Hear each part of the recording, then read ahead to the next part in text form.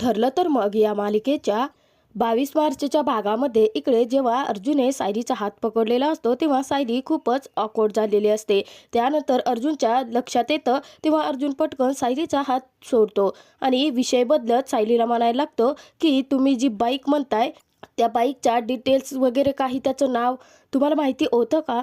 तेव्हा लगेचच सायली सांगते की हो सर, मी खरं तर त्या बाईकचा नंबरच पाठ करून ठेवला आहे. कारण ती बाईक महिपतीच्या घरी होती म्हटल्यानंतर ती नक्कीच त्याच्याच कोणत्या तरी माणसाची असेल आणि ती जर त्याच्या घरून बाहेर पडली तर आपल्याला शोध मार्ग सोपा होईल. तेव्हा सायलीच्या हुशारीचं अर्जुनला खूपच कौतुक वाटत असतं. तर त्यानंतर सायली त्या बाईकवरचा नंबरसुद्धा सांगते आणि सायली सांगते की त्या बाईकवरती बायकर्स रॅली ग्रुप असं नाव लिहिलं होतं. तेव्हा अर्जुनच्या डोक्यामध्ये लगेच ट्यूब पेटते आणि अर्जुन झटक्याने उठतो. स्वतःच्या मोबाईलमधील त्या बाईकचा फोटो सायलीला दाखवतो. तेव्हा सायलीला अचानक धक्काच बसतो आणि सायली म्हणते हो सर, हीच ती बाईक होती, परंतु ही बाईक तुम्हाला कशी माहिती? तेव्हा अर्जुन सायलीला सांगतो की ही बाईक महिपतीच्या ज्या माणसाची आहे त्या माणसाचं नाव आहे चैतन्य गडकरी. तेव्हा सायलीला धक्का बसतो. तर अर्जुन म्हणतो की मी आता महिपतीच्या घरी जातो डायरेक्ट. त्या बाईकमधून तो पेन ड्राईव्ह काढतो आणि पोलीस स्टेशनमध्ये जातो. तेव्हा सायली म्हणते की सर थांबा, मी पण येते. तर अर्जुन सायलीला म्हणतो की मी तुम्हाला तिथे घेऊन जाण्याची रिस्क नाही घेऊ शकत मिसेस सायली. तेव्हा सायली म्हणते की सर, तुम्हाला महिपतीच्या घराची पुढची बाजू माहिती आहे, परंतु मला घराची सर्व मागची बाजूसुद्धा माहिती आहे आणि मला ज्या अडगळीच्या खोलीमध्ये ठेवलं होतं ना, ती जागासुद्धा मला चांगलीच आठवते. तर सायली लगेचच अर्जुनकडे रिक्वेस्ट करायला लागते आणि त्याला म्हणते की सर प्लीज मला येऊ द्या तुमच्यासोबत. मी जर सोबत असेल ना तर आपण कुणाच्याही नकळतपणे त्या बाईकमधून पेनड्राईव्ह पटकन काढून घेऊ शकतो. तेव्हा सायलीचं म्हणणं अर्जुनला पटलेलं असतं. तर इकडे आता सर्वच जण नाश्ता करत असतात, परंतु प्रियाचं लक्ष मात्र अर्जुनच्या खोलीकडेच लागलेलं असतं.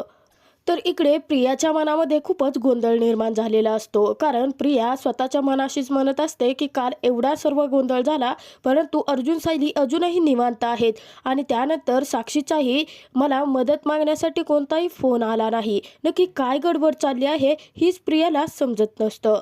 इतक्यातच पूर्णाजी प्रियाला म्हणते की कसला विचार करतेस तन्वी, तू जर अर्जुनची वाट पाहत असतील तर लगेचच नाश्ता करून घे, कारण तो येणार नाही. तेव्हा अस्मिता लगेच तिथे प्रियाला म्हणते की काय आहे ना, त्याची बायको आता परत आली आहे ना, त्यामुळे त्याच्यासाठी आपण अस्तित्वात नसल्यासारखेच आहोत, त्यामुळे तू नाश्ता करून घे. त्यावर प्रिया म्हणते की मला असं वाटतंय पूर्णाजी, बघ ना, अर्जुनने त्याच्या लाडक्या बायकोसाठी अजूनही पोलीस कंप्लेंट नाही केली. एवढं सगळं काही झालं आहे, परंतु अर्जुन इतका शांत कसा बसला आहे?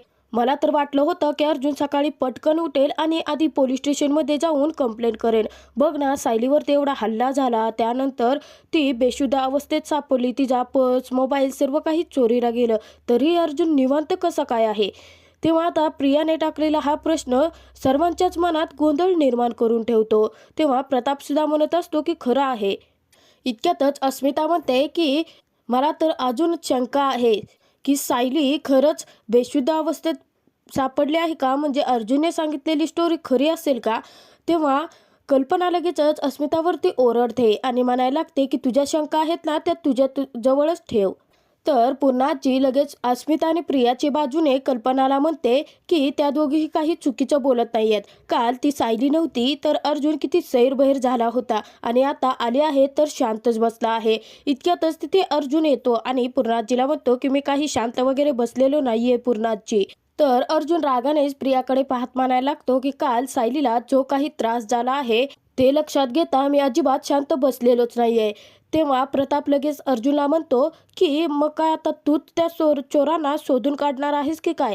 तेव्हा अर्जुन म्हणतो नाही डॅड, खरं तर मी आणि सायली पोलीस स्टेशनमध्येच चाललो आहोत. आता त्यांना सर्व काही डिटेल्स सांगूनच येऊ. मुळात आता सर्वांना गाफील ठेवून अर्जुन सायलीच्या साथीने एक वेगळाच प्लॅन रचत असतो की ज्यामध्ये महिपती आणि साक्षी अडकणार असतात. तर आता कल्पना सायलीला सर्व काही समजावून सांगत म्हणायला लागते की सायली, आता दोघे पोलीस स्टेशनला जात आहेत म्हटल्यानंतर अर्जुनला अजिबात सोडू नको आणि एकटी कुठेही जाऊ नकोस आणि कोणत्या अनोळखी माणसांसोबत सुद्धा बोलू नको. तेव्हा कल्पनाच्या प्रत्येक वाक्यावरती सायली फक्त मान हलवत असते. तर त्यानंतर कल्पना जे काही बोलत असते ते पाहून सर्वांना हसू येत असतं. तर लगेच अर्जुन त्यावर म्हणतो सायलीला की काय आहे ना, कोणी चॉकलेट दिलं ना तरी ते घेऊ नकोस. त्यावर अश्विन सुद्धा हसत म्हणतो की काय आहे ना सायली वहिनी, आणि गाडीतून जाताना अजिबात हात बाहेर काढू नकोस. तर आता सगळे खदखदून हसायला लागलेले असतात. तेव्हा कल्पना म्हणते की काल सायली नव्हती तेव्हा माझा जीव किती कासावीस झाला होता हे तुम्ही कोणी नाही समजू शकत. तर अर्जुन आता कल्पनाला म्हणतो की काय आहे ना मामा, मी तुझ्या सुनेला सुखरूप घरी परत घेऊन येईल. तो तू अजिबातच कशाची चिंता नको करूस असं म्हणून अर्जुन सायली निघतात.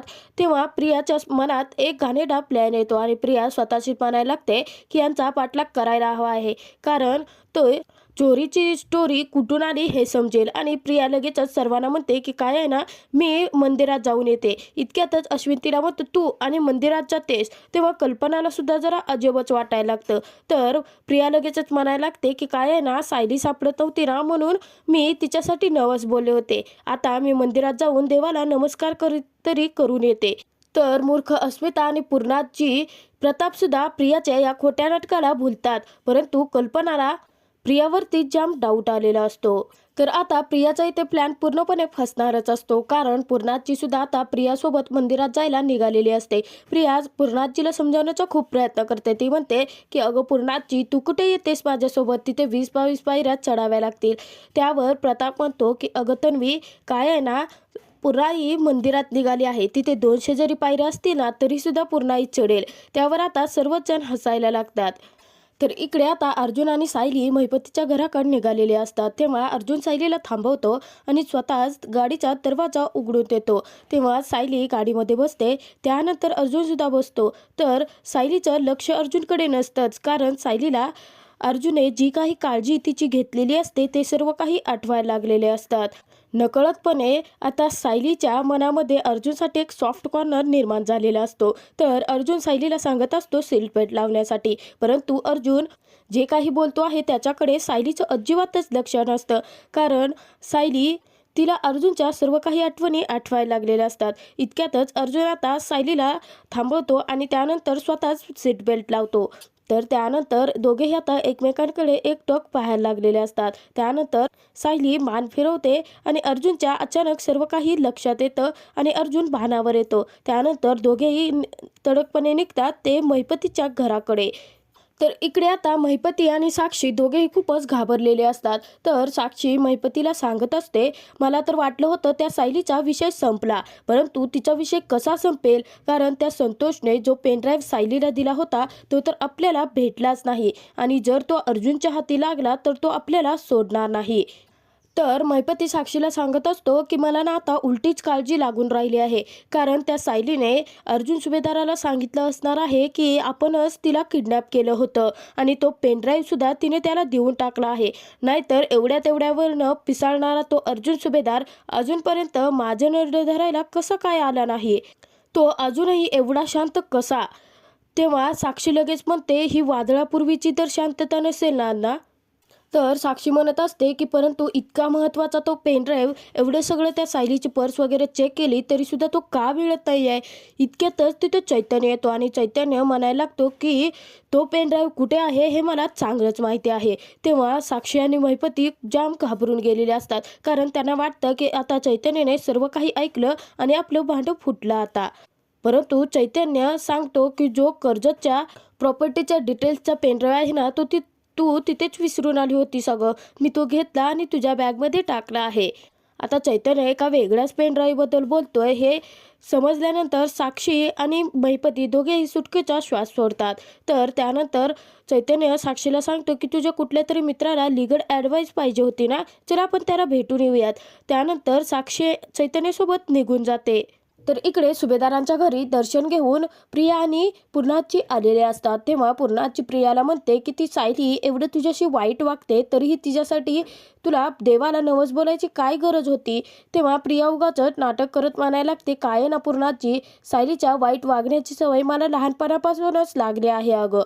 इतक्यातच रविराजांना प्रियाचा फोन येतो. प्रियाला जेव्हा रविराजांचा फोन आलेला असतो, प्रिया तो फोन घेते. तेव्हा रविराज म्हणतात की काल सर्वांना धीर देण्यासाठी थांबली होतीस ना तिथे, आता थांबायची काहीच गरज नाही, चल पटकन आपल्या घरी परत ये. तर आता प्रिया पुढे काही बोलणार इतक्यातच रविराज म्हणतात की आता त्यांना गरज लागली होती तुझी म्हणून मी काही बोललो नाही, परंतु त्यांची गरज संपली आहे. पुढच्या 15 मिनिटात तुम्हाला घरी परत आलेली हवे आहे. आणि रविराज रागानेच फोन ठेवतात. तर प्रिया आता पूर्णाजीला सांगते की बाबांचा मला फोन आला होता आणि लवकरात लवकर त्याने घरी बोलावलं आहे. तर पूर्णाजी म्हणते की तू सुखरूप जा, उलट त्याने इथे तुला थांबू दिलं तेच माझ्यासाठी खूप झालं. तर इकडे अर्जुन आणि सायली दोघेही महिपतीच्या घरावरती नजर ठेवून असतात. तेव्हा सायलीला आता घडलेला सर्व प्रसंग नजरेसमोर यायला लागलेला असतो. त्या महिपतीच्या गुंडाने ज्यावेळी सायलीला आणलं होतं, त्यानंतर तिचे हातपाय बांधले होते, त्यानंतर डोळ्याला सुद्धा पट्टी बांधलेली होती, तो प्रसंग आठवून सायली खूपच घाबरलेली असते. तर लगेच सायली अर्जुनचा हात पकडते. तेव्हा अर्जुन म्हणायला लागतो की रिलॅक्स मिसेस सायली, मी आहे तुमच्यासोबत, तुम्ही सेफ आहात. तेव्हा अर्जुनने धीर दिल्यानंतर सायलीला जरासं बरं वाटतं. तर इतक्यातच आता चैतन्य आणि साक्षी दोघेही बाईकवरती कुठेतरी निघालेले असतात. अर्जुन पटकन आता दोघेही कारमध्ये बसतात आणि त्यानंतर चैतन्य आणि साक्षीचा पाठलाग करत असतात. परंतु अचानकपणे एक ट्रक मोठा अर्जुनच्या कारला आडवा येतो आणि चैतन्य साक्षी दोघेही अर्जुनच्या हातून निसटून जातात. तर त्यानंतर आपण पुढील भागात पाहणार आहोत की चैतन्य आणि साक्षीचा पाठलाग करत अर्जुन अचूकपणे त्यांच्या मागावरती पोहोचलेला असतो आणि त्यानंतर संधीचा फायदा घेत अर्जुन आता चैतन्याच्या बाईकमधून तो पेनड्राईव्ह काढण्याचा प्रयत्न करत असतो. इतक्यातच साक्षी आणि चैतन्य आलेले असतात. तेव्हा सायली अर्जुनला हॉर्न वाजवून सावध करते. अर्जुन पटकन पाहतो आणि लपून बसतो. तर आता अर्जुनला तो पेनड्राईव्ह मिळणार का, हे तर आपल्याला पुढील भागातच समजणार आहे.